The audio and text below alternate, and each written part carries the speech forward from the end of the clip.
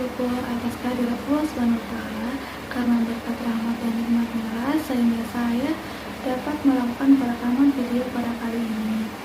Dan tak lupa pula salawat serta salam saya junjungkan kepada Nabi Allah SAW yang telah membawa kita dari zaman kegelapan ke zaman terang benderang seperti sekarang ini. Perkenalkan, saya Sulis Nabila Fajri dengan NIM 202301008. Tujuan saya melakukan perekaman video kali ini adalah untuk menyelesaikan tugas akhir dari mata kuliah akuntansi sektor publik. Dan tak lupa pula saya ucapkan banyak terima kasih kepada Ibu Yai Chandra Pratiwi SE MAK karena tugas ini saya jadi lebih memahami materi yang saya bawakan. Baiklah, langsung saja untuk mengefisienkan waktu, mari kita masuk ke materi yang akan saya presentasikan. Judul materi saya yaitu teori standar atau konsep akuntansi keuangan sektor publik. Materi saya terdiri dari dua subpokok bahasan. Yang pertama ada akuntansi untuk entitas tempat ibadah, dan yang kedua ada akuntansi untuk institusi pendidikan pada perguruan tinggi universitas yang berstatus Badan Layanan Umum atau BLU. Materi subpokok pembahasan pertama yaitu akuntansi untuk entitas tempat ibadah. Tempat ibadah merupakan entitas nirlaba yang memiliki peran penting dalam kehidupan bermasyarakat. Sebagai organisasi yang mengelola dana dari masyarakat, tempat ibadah memerlukan sistem akuntansi yang transparan dan akuntabel untuk menjaga kepercayaan para donatur dan jemaah. Selanjutnya, saya akan membahas aspek-aspek penting dalam akuntansi untuk entitas tempat ibadah. Karakteristik dan lingkungan organisasi tempat ibadah. Yang pertama, sifat nirlaba. Entitas organisasi tempat ibadah secara umum beroperasi sebagai entitas nirlaba. Tujuan utamanya adalah mengabdi kepada agama dan melayani kebutuhan spiritual dan sosial jemaat. Yang kedua, dana amal. Dana amal mendukung aktivitas keagamaan dan program-program sosial yang mereka jalankan. Yang ketiga, kegiatan multiplex. Mereka menyelenggarakan berbagai kegiatan seperti pendidikan agama, pelayanan sosial, program budaya, pertemuan komunitas, dan banyak lagi. Selanjutnya, akuntabilitas pada organisasi peribadatan. Yang pertama adalah laporan keuangan. Laporan keuangan adalah salah satu sarana utama dalam mengekspresikan akuntabilitas dalam organisasi peribadatan. Yang kedua, pengawasan dan audit. Pengawasan yang cermat atas penggunaan dana adalah esensial dalam memastikan akuntabilitas. Yang ketiga, transparansi. Transparansi bukan hanya tentang memberikan informasi, tetapi juga tentang menjelaskan informasi tersebut dengan cara yang dapat dimengerti oleh jemaat dan pihak yang berkepentingan. Selanjutnya, peran strategis akuntansi dalam organisasi peribadatan. Yang pertama, perencanaan keuangan. Yang kedua, pengambilan keputusan. Yang ketiga, pertanggungjawaban. Yang keempat, pelaporan. Yang kelima, kepatuhan hukum dan perpajakan. Selanjutnya, implementasi akuntansi pada organisasi tempat ibadah. Studi pada akuntansi masjid. Yang pertama, pendapatan dan penerimaan dana seperti sumbangan jemaat, donasi khusus, dan sumbangan online.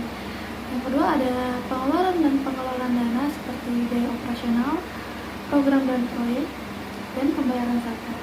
Yang ketiga ada laporan keuangan. Laporan keuangan terdiri dari dua, yaitu laporan posisi keuangan dan laporan aktivitas. Laporan posisi keuangan mencakup berbagai aset yang dimiliki oleh masjid. Dan laporan aktivitas mencerminkan pendapatan, pengeluaran, dan perubahan dalam aktivitas selama periode tertentu. Yang keempat ada laporan arus kas. Laporan arus kas menggambarkan aliran masuk dan keluar kas selama periode tertentu. Yang kelima, catatan atas laporan keuangan.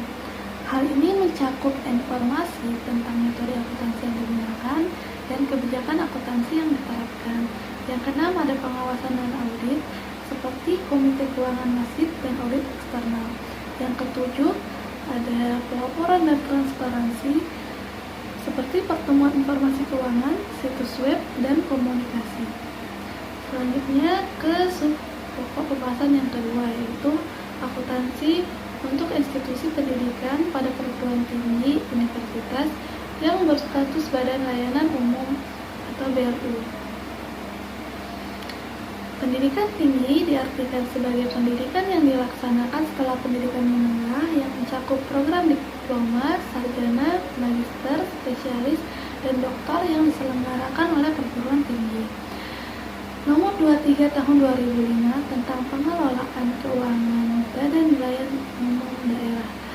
Yang pertama, akuntansi universitas.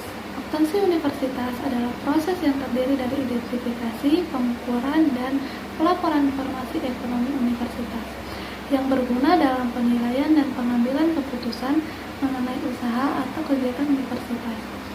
Universitas dikelompokkan menjadi dua, yaitu universitas yang dikelola oleh pihak swasta dan universitas yang dikelola pihak pemerintah. Kedua, siklus akuntansi universitas. Siklus akuntansi pada universitas dan lembaga pendidikan tinggi lainnya dapat dikelompokkan menjadi 3 tahap, yaitu tahap pencatatan, tahap perikhtisaran, tahap pelaporan, dan struktur dana di universitas. 3 laporan keuangan yang harus dibuat oleh universitas, yaitu yang pertama, laporan pendapatan, belanja, dan beban lainnya. Yang kedua, laporan perubahan saldo dana. Dan yang ketiga, laporan kombinasi. Selanjutnya ada Badan Layanan Umum atau BLU. BLU adalah instansi di lingkungan pemerintah yang dibentuk untuk memberikan pelayanan kepada masyarakat berupa penyediaan barang dan atau jasa yang dijual tanpa mengutamakan mencari keuntungan dan dalam melakukan kegiatannya berdasarkan prinsip efisiensi dan produktivitas.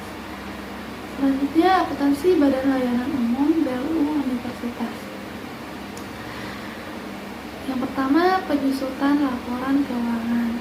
Satuan kerja yang ditetapkan sebagai BLU mempunyai kewajiban untuk menyusun 2 laporan keuangan, yaitu laporan keuangan berdasarkan standar akuntansi keuangan atau SAK dan laporan keuangan berdasarkan standar akuntansi pemerintah atau SAP.